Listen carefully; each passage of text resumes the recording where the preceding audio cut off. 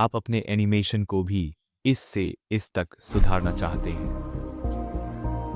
यदि हाँ, और आज मैं आपको अपने वर्कफ्लो के माध्यम से चलने जा रहा हूँ कि मैंने इस एनिमेशन को कैसे बनाया, जबकि रास्ते में कुछ उपयोगी अंतर्दृष्टि साझा की। आइए शुरुआती फ्रेम खींचने के साथ शुरू करते हैं, जहाँ वह सीधी और थोड़ी आराम से खड़ी है, लेकिन उसका चेहरा थोड़ा डरा हुआ और चिंतित दिखता है। मैं नहीं चाहता कि भाव बहुत प्रभावी हों, इसलिए उन्हें सूक्ष्म रखने की कोशिश संभव है।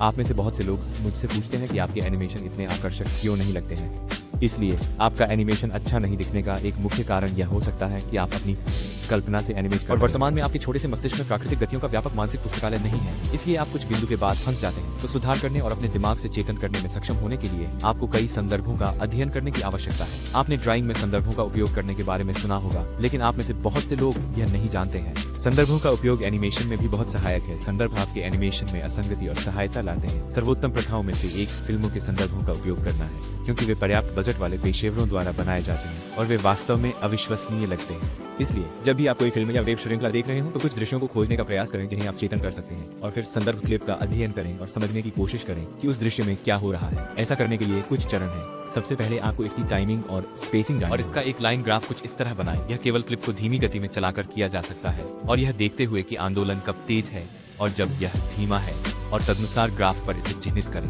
आप चरित्र के पोज में बदलाव भी देख सकते हैं, जैसे इस सीन में ये किरदार टॉर्नेडो किक कर रहा है। इसलिए इसके पोज और आकार को बेहतर ढंग से समझने के लिए मैंने मोटे तौर पर केवल सरल आकृतियों जैसे हल्कों और सिलेंडरों का उपयोग करके वीडियो का पता लगाया, और अब आप स्पष्ट रूप से देख सकते हैं कि आकृति एक मुद्रा से दूसरी मुद्रा में कैसे जाए। एक और बात जो आप समझ सकते हैं वह है चरित्र के आकार में परिवर्तन। जैसे इस क्लिप में लड़की उन दीवारों और छतों पर चढ़ रही है, वह धीरे धीरे छोटी और छोटी होती जा रही है। चरित्र के आकार को बदलना बहुत महत्वपूर्ण। दृश्य के परिप्रेक्ष्य के अनुसार आप प्रारंभिक फ्रेम और अंतिम फ्रेम में अंतर देख सकते हैं। संदर्भों में निरीक्षण करने के लिए तीसरी और सबसे महत्वपूर्ण बात आर्ट्स है।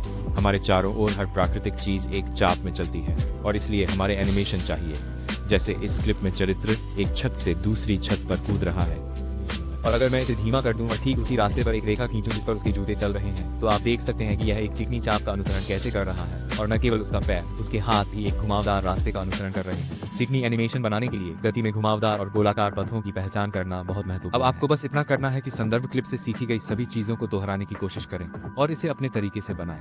लेकिन कृपया संदर्भ क्लिप के प्रत्येक फ्रेम का पता न लगाएं और इसे सोशल मीडिया पर पोस्ट करें और दावा करें कि यह आप ऐसा करना पूरी तरह से गलत और अनैतिक है। तो मुझे एक फिल्म ब्लू वैलेंटाइन का यह खूबसूरत दृश्य मिला। मुझे बस इस दृश्य की रचना और वातावरण पसंद है। जिस क्षण मैंने इसे देखा, मैंने फैसला किया कि मैं इस दृश्य को अपने अंदाज में फिर से बनाने जा रहा। सबसे पहले मैं मोटे तौर पर एनिमेशन के मुख्य फ्रेम बना रहा हूँ। पहले फ्रेम में वह सीधे कैमरे में देख रही है। उसका बायां हाथ उसके शरीर के सामने है, जबकि दाहिना हाथ पीछे है। उसने एक टॉप और फ्रॉक पहना हुआ। इस स्तर पर कपड़े खींचना अनिवार्य नहीं है, लेकिन मुझे लगता है कि मैं इसके लिए उनके साथ जाऊंगा। अगले एक पर चलते हैं। अब वह एक गहरी सांस लेती है। इस प्रकार उसका शरीर थोड़ा ऊपर की ओर बढ़ता है, खासकर उसके कंधे और हाथ। बाकी चीजें पिछले वाले की तरह ही। अगले एक में वह फिर से आराम की स्थिति में आती है, क्योंकि वह हवा छोड़ती है। और अंत में अब हमारा चरित्र बाईं ओर का सामना कर रहा है। मैंने सबसे पहले चेहरे की विशेषताओं और शरीर के अन्य अंगों के लिए कुछ दिशा निर्देश तैयार किए, फिर उन दिशा निर्देशों के आधार पर चेहरा बनाए, जबकि हम यह सुनिश्चित करने के लिए आगे और पीछे जा रहे हैं कि मैं सही ढंग से खींचा गया हूँ। साथ ही अब उसका दाहिना हाथ सामने है और अधिक दिखाई दे रहा है, जबकि उसका बायां हाथ अब लगभग पूरी तरह से उसके शरीर से ढका हुआ है। यह भी ध्यान रखें कि उसका शरीर पूरी तरह से बाईं ओर नहीं मुड़ा है। वह केंद्र के बीच में कहीं है और बाईं ओर है, या जैसा कि हम इसे कहते हैं, 3/4 रंग। यह अच्छा लग रहा है। तो अब आइए इन बेटवेन्स ड्रा करें। अपनी रेखाओं और चरित्र के रूपों के अनुरूप होने की कोशिश करें। और जैसा कि यह एक विस्तृत शॉट है, इस प्रकार हमें जटिल विवरणों पर ध्यान केंद्रित करने की आवश्यकता नहीं है, बल्कि हम एक स्पष्ट सिलवट और चिकनी गति प्रदर्शित करने के लिए बिछा रहे हैं। यह सुनिश्चित करने के लिए आगे पीछे चलते रहें कि गति निर्बाध और सुचारू है।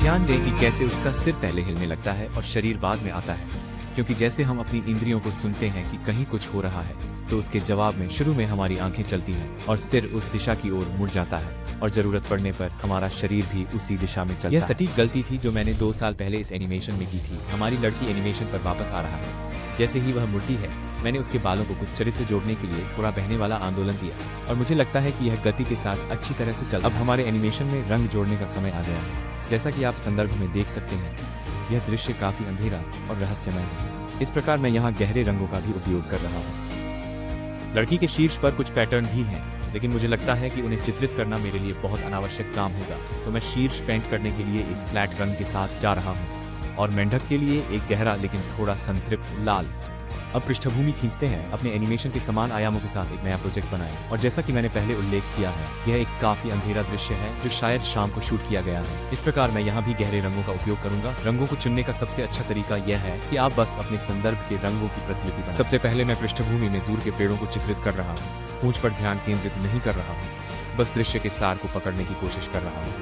फिर एक नई परत में मैंने अग्रभूमि के लिए घास और झाड़ियों को आकर्षित। फिर एक नई परत में मैं आकार में अलग अलग कुछ डॉट्स खींच रहा हूँ। जैसे जैसे वे हमसे दूर जाते हैं, छोटे होते जा रहे हैं। इनमें से बहुत सारे ड्राइंग के बाद मैंने उन्हें फील्ड ब्लर लागू किया। इसके आसपास बहुत अच्छा लग रहा है। कुछ संपादन और प्रतिपादन के बाद यहाँ अंतिम परिणाम है। अगर आपको यह वीडियो पसंद आया हो तो मेरे चैनल को सब्सक्राइब करें, और अगर आप इस तरह की और वीडियो कमेंट चाहते हैं तो हमें और चाहिए।